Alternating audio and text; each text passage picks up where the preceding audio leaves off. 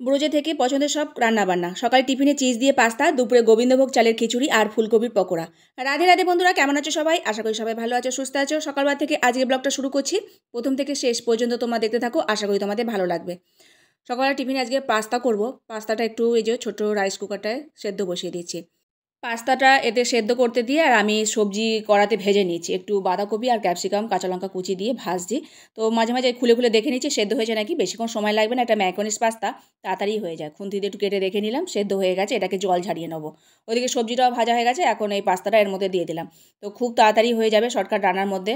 আর অন্যান্য পাস্তাগুলো একটু সেদ্ধ তো টাইম লাগে, কিন্তু এই ম্যাকোনিস পাস্তাটা তাড়াতাড়ি হয়ে যায়। তো এখন এর মধ্যে একটু চিজ দিয়ে দেবো, আর একটু ধনে গুঁড়ো দিয়ে দিলাম, মানে ধনে ভেজে আর গুঁড়ো করে রেখেছিলাম সেটাই দিয়ে দিলাম, বেশ ভালো লাগবে এর মধ্যে। আর চিজ ছিল এখনও আছে, তো সেটাই এখন এর মধ্যে দিয়ে দিয়েছি। চিজটা বেশ পাস্তার মধ্যে খেতে খুব ভালো লাগে। আর আজকে এটা একটু শুকনো শুকনো করছি, জুসি ভাব করিনি। তো এখন ভগবানের ভোগের থালাটা সাজিয়ে দিচ্ছি। এর মধ্যে একটু সস দিয়ে দেবো, সস দিয়ে আর একটা কাঁটা চামচ দিয়ে ভগবানকে সেবা দেবো। তো কিষানের sauce, no onion no garlic sauce পাওয়া যায় এখন। তো এই সসটাই আমি ব্যবহার করি ভগবানকে সেবা দেওয়ার জন্য। শুধু কিষানের নয়, অন্যান্য কোম্পানি ডেলমনের কোম্পানিরও আছে। তো যে যে কোম্পানির সসই এখন বাজারে নো অনিয়ন নো গার্লিক পাওয়া যায়, ভগবানকে দেওয়া যায়। তো এই দিয়ে ভগবানকে ভোগ নিবেদন করে এখন প্রসাদ পাচ্ছি গরম গরম, খুব সুন্দর খেতে হয়েছিল। আর এখন এই যে রোদ উঠে গেছে, তো ভাবলাম ওপরটা এটা তুলে দিই, ঢাকনাটা তুলে দিলাম, নইলে খানিকক্ষণ পরেই আবার মাইয়া বলবে তুলে দিতে।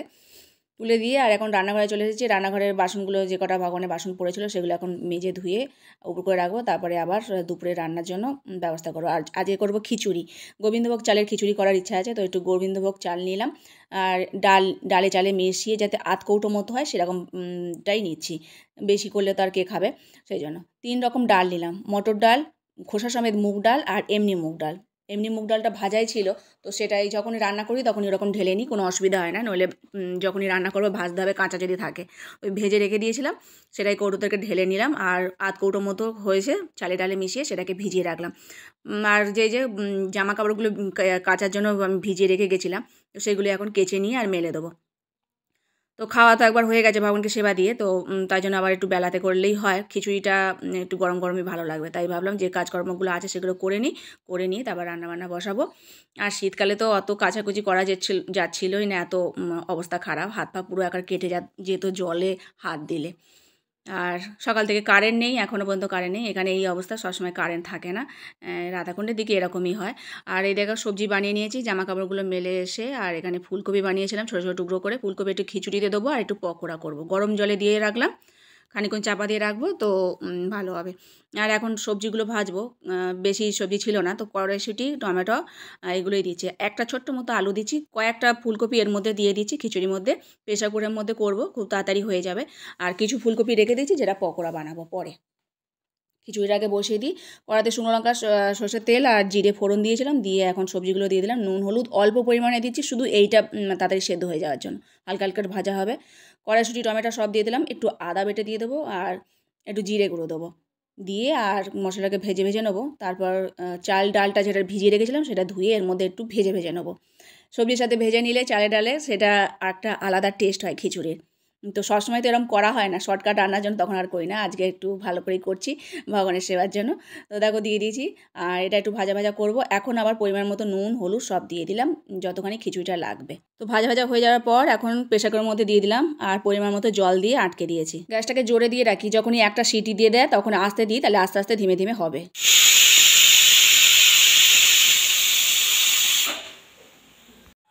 এই যে খুব সুন্দর গোবিন্দভোগ চালের গন্ধ বেরিয়েছে, আর 3টে মনে সিটি দিল। এখন অফ করে রেখে দিই, খানিকক্ষণ পর দেখব। যদি মটর ডালটা যদি তাড়াতাড়ি সিদ্ধ হয়ে যায় ভালো, নইলে আবার একটা সিটি দেওয়াবো, খুলে দেখে নেব তারপর। এখনও তো ঘি দিতে হবে, ঘি দেওয়া হয়নি, চিনি দেওয়া হয়নি, সেগুলো দিয়ে আবার পরে দেখে নেব। ঠান্ডা হওয়ার পরই প্রেসার কুকারটা খুলেছি, বেশ ভালোভাবেই হয়েছে। এখন চিনি আর একটু ঘি দিয়ে দিচ্ছি, গ্যাসে বসিয়ে রেখেছি। এটা একটু নাড়িয়ে চাড়িয়ে তারপর নামিয়ে নেবো। আর পকোড়া করব, বেসন নিয়ে নিয়েছি, একটু চালের গুঁড়ো নিয়ে নিলাম, পরিমাণ মতো একটু নুন নিলাম, হলুদ নিলাম। তো ভালো করে গুলে এই যে ফুলকপিগুলো কাঁচাই, কিন্তু আমি সেদ্ধ করিনি, শুধু গরম জলে দিয়েছিলাম। আর ছোটো ছোটো টুকরো করেছি যাতে তাড়াতাড়ি হয়ে যায়। একটু বড় বড় সাইজ করলে কিন্তু সেটাকে একটু সেদ্ধ করে নিতে হবে, খুব সুন্দর মচমচে হয়। যেহেতু চালের গুঁড়ো দেওয়া আছে আরও বেশি ভালো লাগে, ফুলকপির পকোড়া খেতে খুব ভালো লাগে। তো এই যে ছাকা তেলে এখন ভেজে নেবো, আর প্রত্যেকটা ফুলকপি এরকম বেসনের মধ্যে চুবিয়ে নিয়েছি, নিয়ে আর এর মধ্যে ছেড়ে দিয়েছি, যেমন বেগুনি করে সেরকমভাবে চুবিয়ে চুবিয়ে ছেড়ে দিচ্ছি।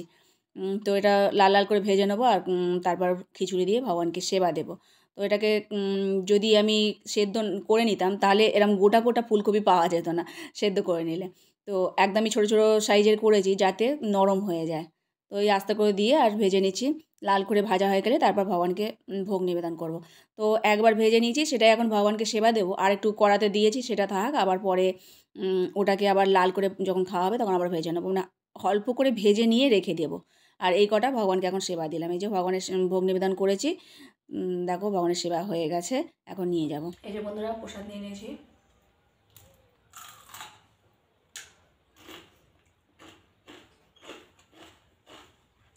খুব মজমজ হয়েছে। সকাল থেকে আর কারেন্ট নেই, আজকে গেলে আর আসতে চায় না।